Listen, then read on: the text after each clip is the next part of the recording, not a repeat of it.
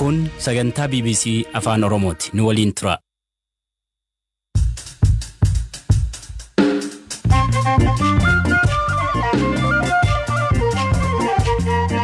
Yooyyaa malee yooyyaa dhaggeeffattoota raadiyoo BBC Afaan Oromoo sagantaan keenya Nairobi keenya irra dhufu am jalqaba.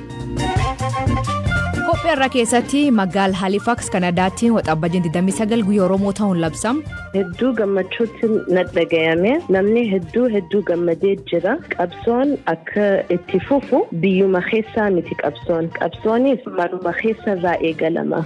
Dargaggeessi yaadannoo Hacaaluu fi walaloo ajaa'ibaa barreessu dubbifnee jirra. Eebbisa addunyaa waliin sagalee kiiloleedhaan biyya weerartanii maal faa sirbitanii maal faa geerartanii Usmaayyoo Muusaa waliin Maaramee Harqaa waliin Jaarsoo Waaqoo waliin Mustafaa Rawwee waliin. Barattoonni Yuunivarsiitii Tigraay haal gaariirra jiraachuu himan kanaaf oduu dabalataa nu waliin tura an Asli Galgalooti.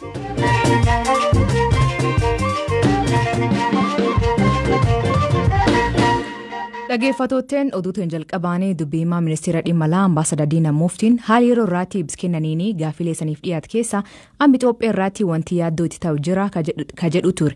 Raayyaan ittisa biyyaa Maqalee dhiisee ka baay'ee sababa waraanaa doon taane murtee siyaasatii jedhee ka ture mootummaan Itoophiyaa xiyyeeffannoo ishee gara biraatti naannessuu qabdii jedhe. Kan irratti ambaasaadar Diinaan waan kan dubbate. ሌሎች ፕራዮሪቲ ያላቸው ጉዳዮች ብሔራዊ ጉዳዮች dhimmoonni biyyoolessaa dursa argachuu qaban biroon waan jiraniif mootummaan dhimma kana waan raawwachiisuuf dhimmoota dursa argachuun qaban ilaala. Gama nageenya biyyoolessaa fi fedhii biyya keessaatiin dhimmoonni dursa argachuu qaban waan jiraniif kanarraa kan hammaatan dhimmoonni biroon kan xiyyeeffannoo barbaadan waan jiraniif. Kana ilaalchisee namni tokko dhiyeenyatti biyyoonni waraana labsuuf jedhan jiru jedhee kan gaafate jira. Waan akkasii keessa galuun waan barbaachisu hin se'u. Tilmaamuun garuu ni danda'ama. Ni ta'a jennee hin yaadnu. In ta'a jedhamee hojjetama. Akka geggeessaatti waan gaarii ta'uuf deemuu fi waan hamaa ta'uuf adeemu jedhanii qophaa'uun ni jira. Tasumaa hin ta'u jettee dhimmicha kuffisuu hin qabdu. Dhimmi dubbii himaa kun ibsee biraan waa waraan dhaabuu gamtoon labsame kan ilaallatu ture. Miirri isaanii akka mijattee kan na gaafatteef ibsa kennaniirraa dhagaa jirra. Dursa kanneen waraana dhaabaa nuun jechaa turan amma gaariidha jechaa jiru. Kana caalaa wanti eegnu hin jiru. Kun maal fidee dhufaa? Maal hambisa kan jedhu ilaalla.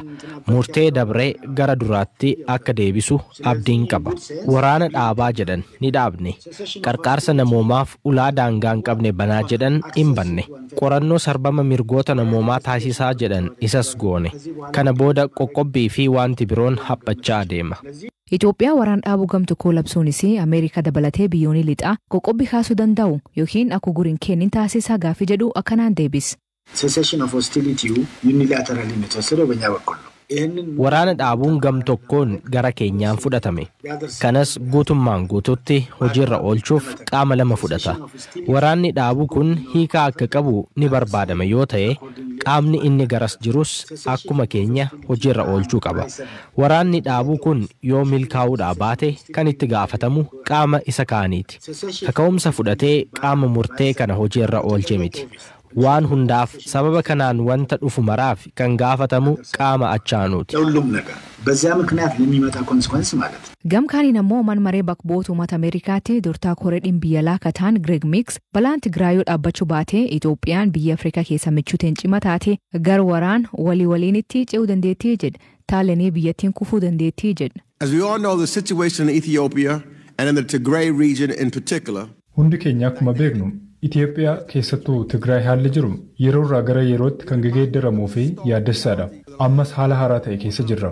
Mootummaan dhukaasa dhaabuudhaaf murteessuu akka waan gaariitti fudhe rakkinicha karaa nagaatiin furuudhaaf akka gargaaru namana.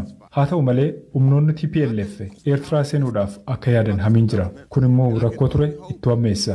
Kanaafuu gara Eertiraa seenuudhaaf sochiin waraanaa taasifamuu fi tarkaanfii rakkina ture hammeessu nan balaaleffadha. Tigraayitti sarbaminsa mirgaa hedduutu raawwatame. Kanneen mirga namaa sarban seeratti dhiyaachuu qabu. Dhimmi kun marii karaa nagaa fi furmaata siyaasaa yoon argateen Afrikaatti michuu keenya guddoo kan taate Itoophiyaan diigamuu dandeesse. Kun immoo uummata Itoophiyaa fi biyyoota hollaaf illee dhimma yaaddessaadha. Such an outcome would be catastrophic for Ethiopia's people and for the Horn of Africa.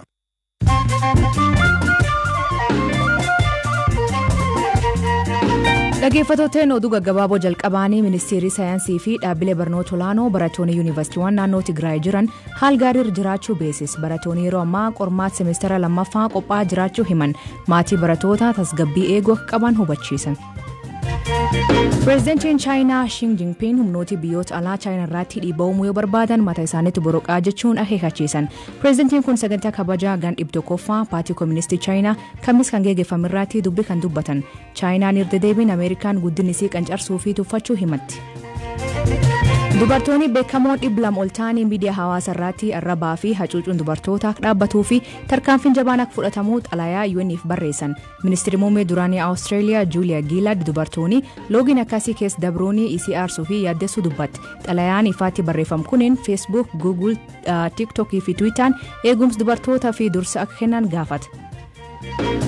Waraanni Mozaambiik namoota 100 ol ta'anii kan hidhatootaan butaman baraarsuun nagaan galche. Namoonni butaman kun hedduun isaanii dubartoota fi ijoollee ta'uu himan. Hidhattooti biyyattii keessa sochootu nam hedduu jeeftee manneen hedduu gubaa jirti.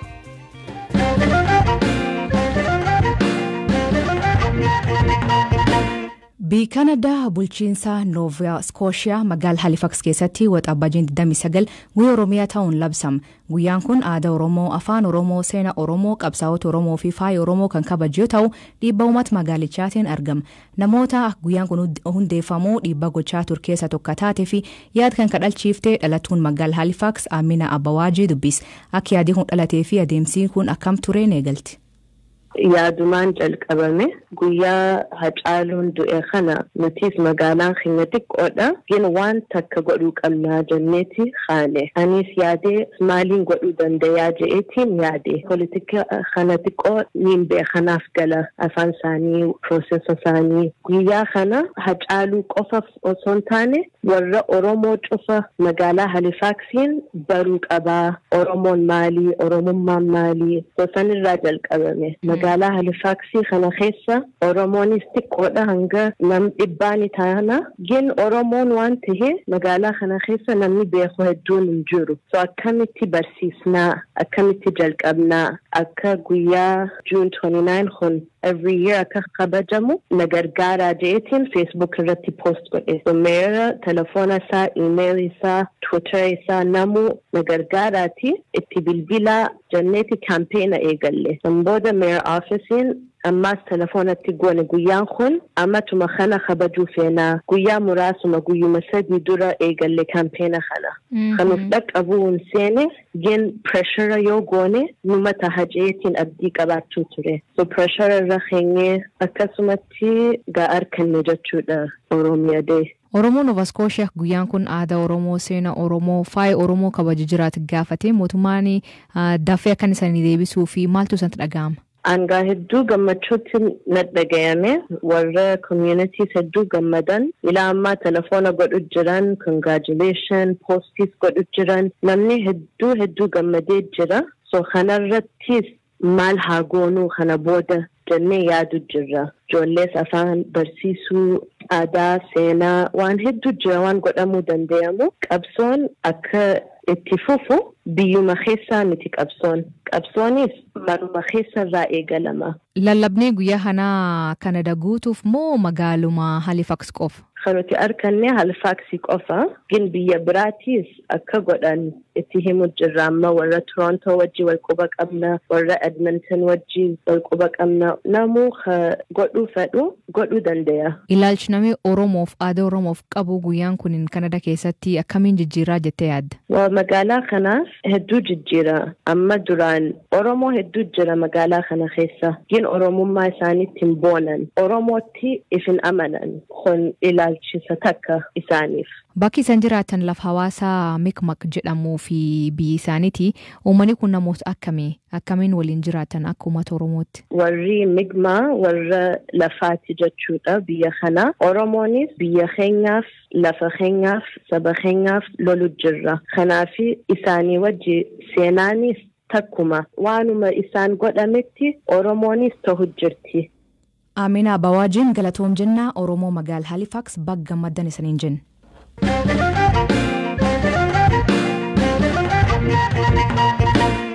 Waggaa tokkoffaa ajjechaa artist Hacaaluu Hundeessaa ilaalchisuun sirni yaadannoo biyya keessa fi alaatti taasifamaa jira. Albaamiin sadaffaan artistichaa maal maliisa jedhu biyya keessa fi alaatti gurguramaa jira. Yaadannoo ajjechaa Hacaaluu kanneen hojii artiin yaadatan keessaa walolataa Qanaa'ii tokko. Walaloo hiriya kootiin kan jedhu lataanii haala adda ta'een xalayaa Hacaaluuf barreessuun dhiyeesse. Waa'ee hojii isaa kanaa fi walitti dhufeenya Hacaaluu waliin qabu ilaalchisee waa'ee kiyyaa Eliyaas Mulugeetaa dubbise. Egaa waggaa tokko du'a Hacaaluu booda waggaan dabarsinee waggaa baay'ee ulfaataadha. Yeroo itti ani akka dhuunfaa koottis akka uummata Oromoottis yeroon kun yeroo baay'ee ulfaataadha. Akka dhuunfaa kootti wanta baay'een dabarsee wanta baay'een itti miidhamee wanta baay'een jireenya koo keessatti kan itti dhukkubsadhe waggaa tokko dabarsine kana keessatti Hacaaluun anaaf hiriyaa kootii hiriyaa walitti dhiyaannu hojii keenya hojjenne keessatti wal gaafannee kanan harkaa qaba jennee walitti agarsiifnee kanatti dabalii kanarraa hir'isii jennee wal gorsinee waggaan kuni waggaa baay'ee nama jibbisiisu baay'ee nama dhukkubu yerootti dhufee keessa nama tuqaa. Hacaaluun kana booda wajjin hin jiru. Hacaaluu wajjin kana booddee deebi'ee waliin argu jedhee yaaduun akka malee na dadhabsiise akka malee keessa koo na miidhe jechuudha. Xalayaa Hacaaluuf walaloon barreessiteetti ennaa deebinu akka waliigalaatti ergaan maalii dabarsuu barbaaddeeme? Duuti Hacaaluu dhiibboodha hunda keenyaafuu uummata Oromoo guutuufuu warra dhugaasaa barbaadan hundaafuu maatii isaafuu hiriyoota isaafuu duuti isaa dhiibboodha. Maalitti maal gooteedhaan hinnoo tarii maal dubbatee laata? Hacaaluun gootadha. Goota sodaa hin qabne kanaan beekama. Eenyu yoo ta'es hin sodaatu. Yeroo sana maaltu ture laata? Maal ture Hacee? Saatiin dhumaa sun maal ture? Eenyu faatu akkana si godhee? Sababa maaliitti immoo akkana goone siin jedhan? Jecha keessa kam isatti dubbatte? Isatti maal gootetu murtoo kanaan isaan ga'e? Eenyu fa'i immoo jarri warra akkas godhan? Tole ati immoo maal jette saatii sana? Waan dubbatte qabdaa? Maaliif akkas na gootu jettee gaafatteettaa? Maatii keef waan dhaamte qabdaa? Oromoof Oromiyaaf kaa'oo keesse qabdaa? Jaratti immoo maal dubbate isaaniin immoo? Maaliif akkas na gootu jette moo? Ijoolleen guddisaa maaliif karaatti na hambistu jette moo? Itti dhaadatte akka du'an sodaannetti himte. So yoo xalayaa koo kana akka inni waan arguu akka inni waan dhaga'utti akka inni waan dubbisuutti akka inni waanan gaafadhu kana hunda na dhaga'uutti yaadeen waan keessa koo baafachuuf xalayaa kana barreessee jechuudha. Biyyootti nu maqtee gaddatti nu naqxee akkamsiif ta'ee Hacee bakkee ati dhaqxe. Gootonni Oromoo kan akka Taaddee Birruuf akka Lemoo Qilxuu akkamiin sisimatan gaafa ati dhaqxu. Ayimettaqii waliin Kuutamaa Hawaas waliin Magarsaa Barii waliin takka naannoftanii maal siin jedhe Maammoon maal siin jedhe Baaroon maal fa'aa softani. Xinnaaf guddaan hundi dhiiraaf dhalaan hundi warri achi jiru kaayyoon itti wareegamneef maalirra ga'e jedhanii si gaafataniiru. Eebbisa addunyaa waliin sagalee kiiloleedhaan biyya weerartanii maal fa'aa sirbitanii maal fa'aa geerartanii. Usmaayyoo Muusaa waliin Maaramee Harqaa waliin Jaarsoo Waaqoo waliin Mustafaa Rawwee waliin Yoosef Gammachuu waliin Daadhii Galaa waliin teessuu dhiyaa barii jireenya ayyaanaawoo kan barbaannee dhabne achi jiraatarii.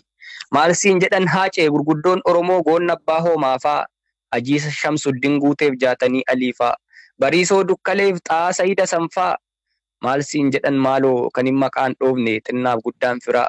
Waa'ee Nadhii Gammadaawoo waan dhageesse jira. Waa'ee Dabbasaa Guyyoo waan dhageesse jira. Warri maqaan qabne maqaan hin beekamne warra Oromoo du'ee garuu hin awwaalamne warra achitti kufan warra sitti kufan kumaatamni goota waa'ee Oromiyaa maal si gaafatanii maal siin jedhan laata? Turtiin laata waliin taasifne kan callaa miti bal'inni isaa marsariitii keenyaa bbcafaanoromoo.com gubbaatti argattu.